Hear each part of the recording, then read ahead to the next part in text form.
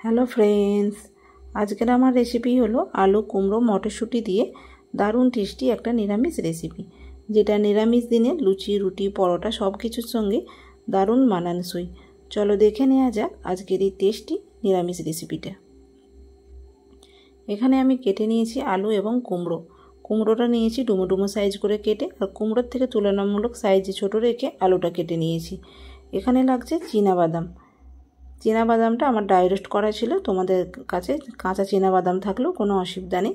হাতের মুঠোর 1 মুঠো পরিমাণ চীনাবাদামের পেস্ট নিয়ে নেবে।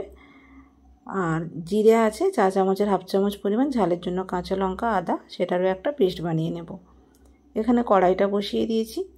কড়াইয়ের যখন তেলটা গরম হয়ে গেল, আমি দিয়ে নিচ্ছি ফোড়ন, তেজপাতা, শুকনো লঙ্কা এবং অল্প করে গোটা জিরে দিলাম। ফোড়নটা যখন ভালো করে ভাজা হয়ে যাবে, এরপর আমি দিয়ে নিচ্ছি আদা জিরে কাঁচা লঙ্কার পেস্ট। আদা যেহেতু প্রচণ্ড পরিমাণ ছিটিয়ে আসে গরম তেলের ওপর দিলে, আমি সেই জন্য ব্যবহার করেছি সামান্য পরিমাণ হলুদ। এতে করে আদাটা কিন্তু অতটা পরিমাণ গায়ে ছেটায় না, ছেটালে অল্প পরিমাণ ছেটায়। মশলার পেস্ট ভালো করে ভেজে নেব। মশলাটা ভালো করে ভাজা হয়ে গেছে। এখন আমি এর ওপর দিয়ে নেব কেটে রাখা আলু এবং কুমড়োটা। এই কুমড়ো এবং আলু চাইলে আগেও ভালো করে ভেজে নিতে পারতাম, তাতে করে তেলের ব্যবহার কিন্তু বেড়ে যেত। আমি তেলের ব্যবহার কম করার জন্য এইভাবে রেসিপিটা বানিয়ে নিচ্ছি। এতে করে কিন্তু টেস্টের কোনো রকম পরিবর্তন হয় না, টেস্ট সুন্দর থাকে এবং তেলের ব্যবহারটাও অত হয় না। মশলার সঙ্গে আলু এবং কুমড়োটা ভালো করে একটু কষিয়ে নেব।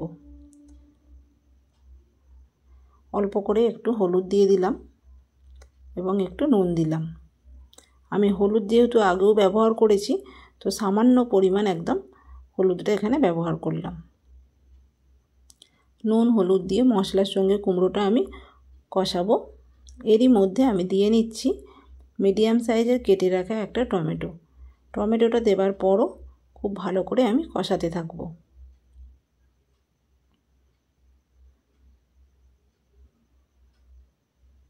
আলু কুমড়ো এবং মশলা সুন্দরভাবে একসঙ্গে গায়ে লেগে গেছে। এতে করে কিন্তু সবজিটা খুব সুন্দরভাবে কষানো হয়ে গেছে। এখানে আমি দিয়ে নিচ্ছি চা চামচের 4 ভাগের 1 ভাগ ধনের গুঁড়ো। আমি এখানে জিরে গুঁড়ো ব্যবহার করলাম না, কারণ এখানে জিরের পেস্ট আছে। সমস্ত মশলা যখন দেওয়া কমপ্লিট, আমি দিয়ে নিচ্ছি, ফ্লেমটাকে একদম মিডিয়ামে রেখে দিতে হবে বাদামের পেস্ট। দিয়ে মিডিয়াম ফ্লেমে রেখে আমি বাদামটাকেও একসঙ্গে নাড়াচাড়া করব। এতে করে বাদামটা সুন্দরভাবে সবজির সঙ্গে লেগে যাবে এবং শুকনো শুকনো একটা ভাব চলে আসবে।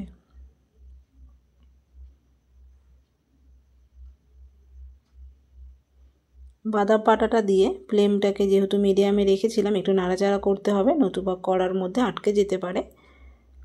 তো শুকনো শুকনো ভাব চলে এসেছে, বাদামটা একসঙ্গে মিশে গেছে। এখন দিয়ে নিলাম ফ্রেশ মটরশুঁটি। যেহেতু এখন মটরশুঁটির সিজন, আমি মটরশুঁটি দিলাম।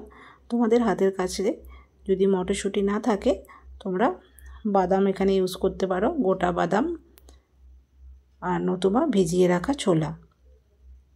সুন্দরভাবে সব কিছু একসঙ্গে মিশিয়ে নেওয়ার পর, যেহেতু নিরামিষ রেসিপি, আমি চিনি ব্যবহার করলাম সামান্য পরিমাণ। তোমরা চাইলে চিনির ব্যবহারটা একটু বাড়িয়ে নিতে পারো, যার যেরম টেস্ট অনুযায়ী। সুন্দর করে সমস্ত কিছু মিশিয়ে নেবার পর বাদাম বাটা জলটা আমি দিয়ে নিলাম। কুমড়োটাকে এবং আলুটাকে সেদ্ধ করে নেবার জন্য পরিমাণ মতো জল দিতে হবে, তবে অতিরিক্ত জল দেওয়া যাবে না, যেহেতু রেসিপিটা মাখো মাখো হবে। পরিমাণ মতো জলটা দিয়ে নিয়ে আমি সবজিটাকে ভালো করে সেদ্ধ করে নেব। ঢেকে দিলাম, ঢেকে দিয়ে খুব ভালো করে আমি সবজিটা সেদ্ধ করে নেব। এখন চেক করে নিচ্ছি সবজিটা আমাদের সেদ্ধ হয়েছে কিনা। তো সবজি আমাদের খুব ভালো করে সেদ্ধ হয়ে গেছে।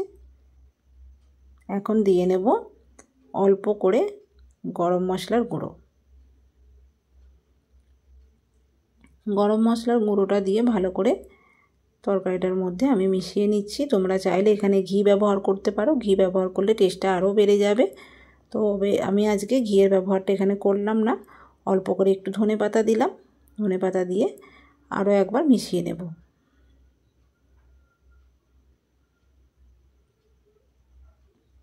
এখন গ্যাসের ফ্লেমটাকে অফ করে দিয়ে ঢেকে রাখবো।